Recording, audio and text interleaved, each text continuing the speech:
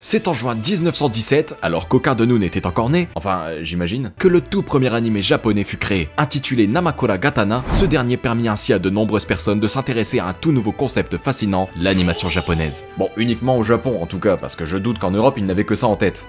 Je vous en prie, faites que je ne meure pas aujourd'hui. Tu penses à ta femme, Johnny, n'est-ce pas? T'en fais pas, tu mourras pas avant de l'avoir revue, je te le promets. Quoi? Non mais je m'en fous de ça. Ah bon? Non, c'est juste qu'aujourd'hui sort le dernier épisode de Namakura Gatana, et j'ai franchement pas envie de crever avant de savoir la fin.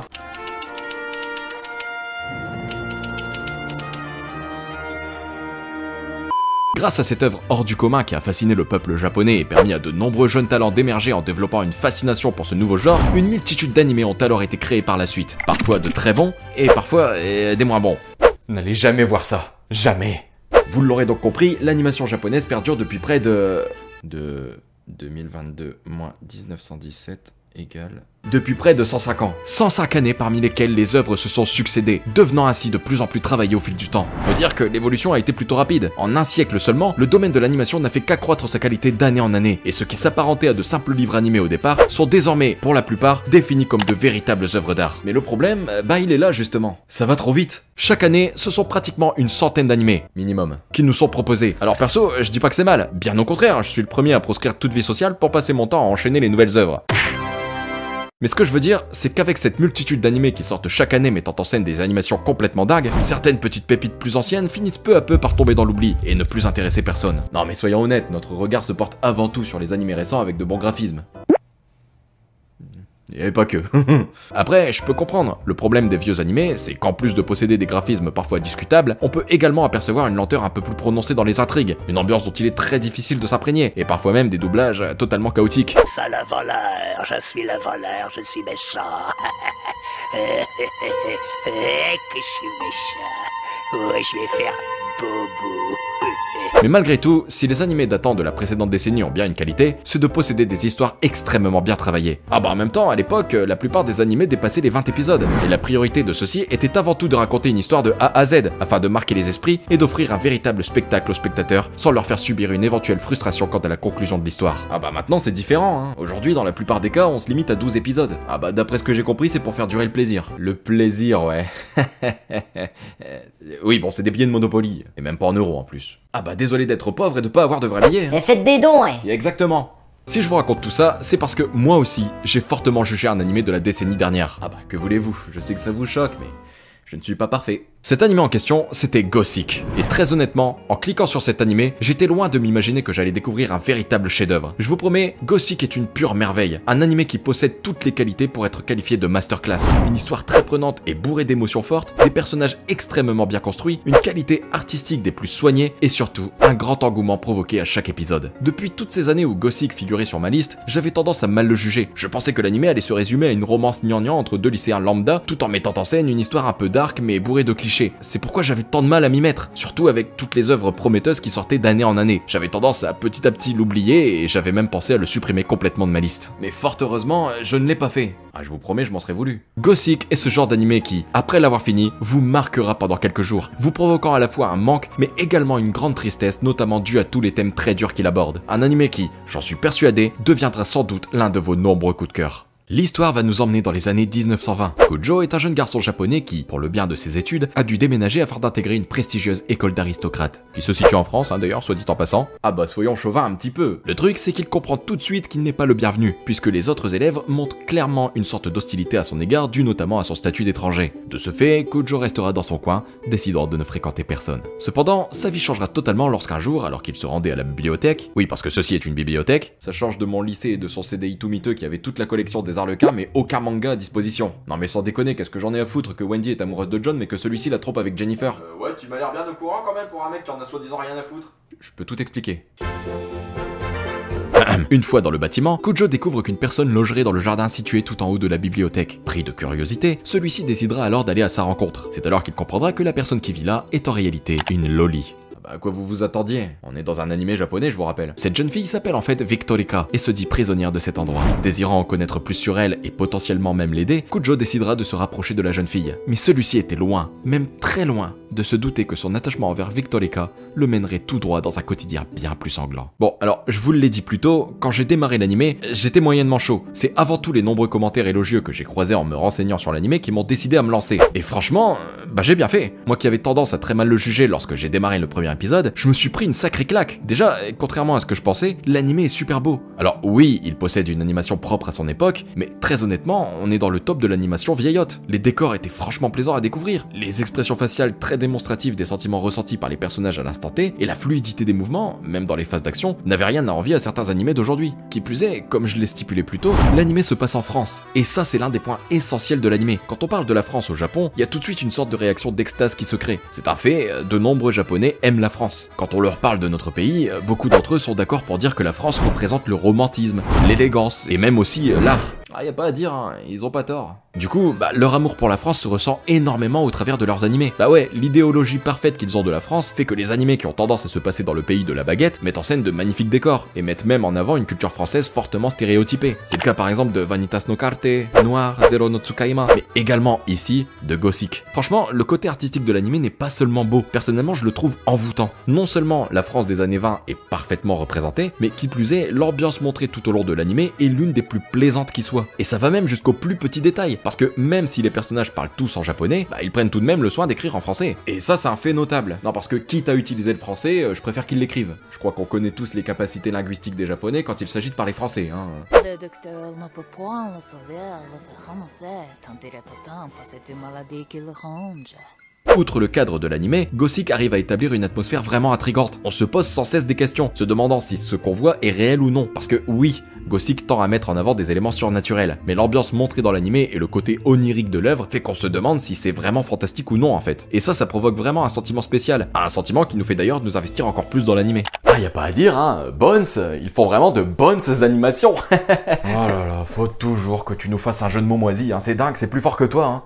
Tu sais, moi ça m'amuse pas de te mettre des taquets chaque semaine, mais c'est pour ton bien, et pour le bien de tout le monde même. Bon bah du coup...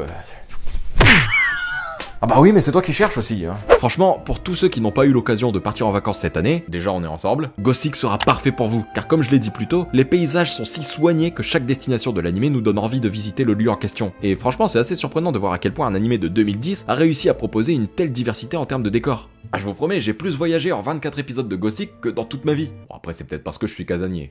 Ça doit jouer, ça doit jouer. Outre le côté artistique de l'animé qui, à lui seul, suffit à comprendre que Gothic va être une œuvre envoûtante, il faut aussi saluer à quel point l'histoire de l'animé est superbement bien travaillée. Alors, je vais pas vous mentir, au départ j'étais perplexe, puisque très vite on se rend compte que Victorica passe son temps à résoudre des affaires criminelles avec une grande facilité. Donc la première remarque que je me suis fait, c'est que certes, les enquêtes criminelles, c'est cool, mais si c'est pour répéter ça pendant 24 épisodes en mode détective Conan habillé en loli, qui résout des enquêtes aussi facilement que moi qui enchaîne les boss sur Elden Ring, c'est faux. Bah ça risque d'être un peu redondant, voire même un peu lassant sur le long terme. Mais en réalité, bah non. L'animé est bien plus subtil que ça. En fait, au début, les enquêtes vont s'enchaîner. On aura affaire à plusieurs affaires de meurtre ou de criminalité en tout genre qui auront tendance à mettre en péril la vie de nos héros, et qui, je dois l'avouer, seront toutes très plaisantes à suivre. Même si certaines d'entre elles étaient un peu exagérées, ça restait vraiment captivant. En fait, en réalité, on va pas se mentir, ces enquêtes au début de l'animé servent avant tout à établir le cadre de l'histoire, et également à présenter les différents personnages qui deviendront récurrents par la suite. Mais quand même, je le redis et j'insiste sur le fait que ces enquêtes, bah elles sont vraiment cool à suivre en fait. Dans certaines d'entre elles, il se passe des trucs auxquels on s'attend pas du tout. Même au niveau des thèmes abordés, c'est assez violent pour certaines d'entre elles. Mais là où j'ai vraiment déchanté, c'est quand j'ai compris que toutes ces enquêtes suivaient un seul et même fil rouge, créant ainsi un lien entre tout ce qu'il se passait et nos héros. Et là, je vous assure que quand vous comprenez ça, bah c'est plus du tout le même animé. À partir de ce moment-là, on avait une intrigue extrêmement bien construite et franchement très surprenante. Ah, je vous promets, je m'attendais pas à ce que ça prenne une telle tournure. Dès que j'ai compris que toutes ces enquêtes avaient un lien et qu'on n'avait pas fait tout ça pour rien en fait, j'ai vraiment adoré l'histoire principale de l'animé. Entre retournements de situation, phases d'action très prenantes, révélations inattendues et sujets très sombres qui sont abordés, Gothic a parfaitement réussi à activer tous mes sens, à tel point que je ne voulais plus le lâcher tant que je ne l'avais pas complètement fini. D'ailleurs, en parlant de la fin, il faut que je vous en parle. Non mais rassurez-vous, je vais pas vous spoil. La fin était, selon moi, excellente. Vraiment, riche en émotions, riche en rebondissements, et même riche en termes de scénario. Cependant,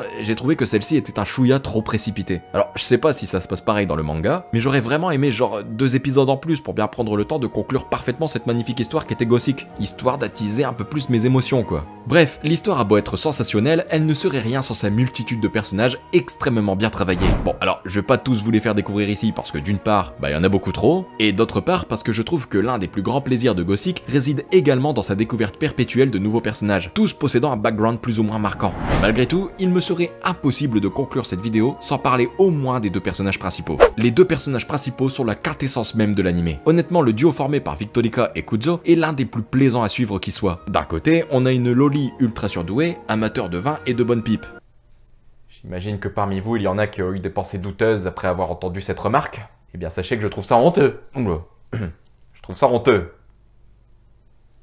Et de l'autre, un garçon étranger qui, lui, pense qu'il doit absolument protéger Victorica, quoi qu'il arrive. Ouais, en fait, le Boog, il a reçu un enseignement plus jeune et depuis, il a le syndrome du héros. Il se dit qu'il doit sauver tous les plus faibles. Du coup, lui, il a vite fait l'amalgame. Femme égale faible. Oui, c'est clairement un bof, oui. Eh bah dis donc, c'est qu'il serait pas si mal ce petit animé finalement. Comment qu'il a dit que ça s'appelait déjà? Gros slip. Non, c'est Gothic. Ouais, bah c'est la même chose. Avant de commencer, je vais peut-être me rejeter un petit godet par contre. Non, parce que si je m'hydrate pas, je vais chier de la poussière, je me connais. Le bof. L'élégance à l'état pur. Alors ouais, la fusion entre ces deux personnages qui, a priori, semblent être l'exact opposé l'un de l'autre, ça peut faire un peu peur. Mais au final, bah pas du tout. Comme je le disais, c'était vraiment très plaisant de découvrir deux personnages avec deux caractères très différents, se rapprocher d'épisode en épisode, quitte à devenir carrément inséparables. Oui, parce que je pense que vous vous en doutez, mais il y aura une romance. Bon, ça c'est pas du spoil, hein, c'est carrément obvious dès le premier épisode en fait. Et c'est justement ça qui les rend très attachants, puisque d'épisode en épisode, leurs sentiments vont se développer, permettant ainsi de laisser s'échapper d'eux des parties qu'ils ne connaissaient pas. Et plus l'anime avance, et plus on appréhende le moment où on devra se séparer d'eux, surtout vu comment l'anime joue avec nos sentiments. Ah, je vous promets, genre pendant tout le long de l'anime, on prend soin de nos petits cœurs et on les choisit comme ça au moyen de scènes très attendrissantes. Et d'un coup, on te le plaque au sol là comme ça, et on en fait de la ratatouille. Bref, après, faut être honnête, malgré toutes leurs qualités, les personnages possèdent quand même certains défauts notables. Surtout lui. Ah non, mais y a pas une seule minute où il crie pas le nom de Victorica, ce qui personnellement m'a beaucoup énervé. Victorica! Victorica! Victorica! Victorica! Victorica! Victorica! Victorica! Victorica! Ah désolé, c'est peut-être rien pour vous, mais moi ça m'a rouvert un certain traumatisme. Yuki, Yuki, Yuki, Yuki, Yuki, Yuki, Yuki,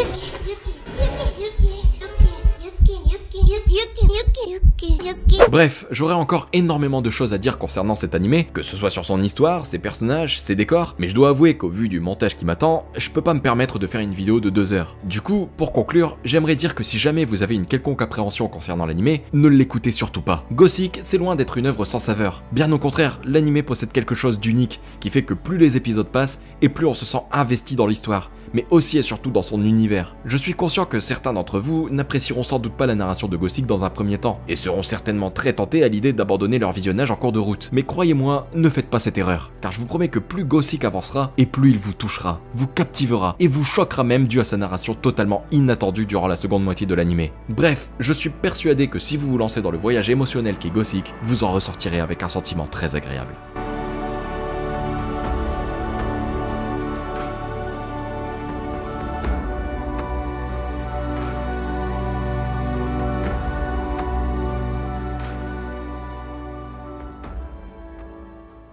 Voilà ce qui conclut cette vidéo, j'espère qu'elle vous aura plu et que j'aurai au moins pu vous donner envie de regarder l'animé. D'ailleurs, vous avez vu, j'ai un nouveau micro. Ah bah on investit hein. Bon il est en promo, mais c'est pas la question. Je pense à vos petites esgourdes moi. Non puis en plus c'est bien, maintenant je peux faire de la ASMR. Tenez regardez.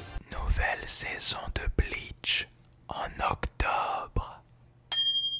Ah, j'ai senti que je vous ai trigger là. Du coup, bah n'hésitez pas à me dire ce que vous pensez de la qualité, seulement si vous aimez. Ah bah excusez-moi, mais si jamais ça vous plaît pas, bah j'ai pas envie d'être frustré à l'idée d'avoir dépensé tout mon budget du mois là-dedans. Bref, si la vidéo vous a plu, n'oubliez pas de balancer votre plus gros kamehameha sur le pouce bleu et de vous abonner pour ne pas louper la prochaine vidéo. Sur ce, moi je vous laisse, je vous fais des bisous et je vous dis à plus dans une prochaine vidéo.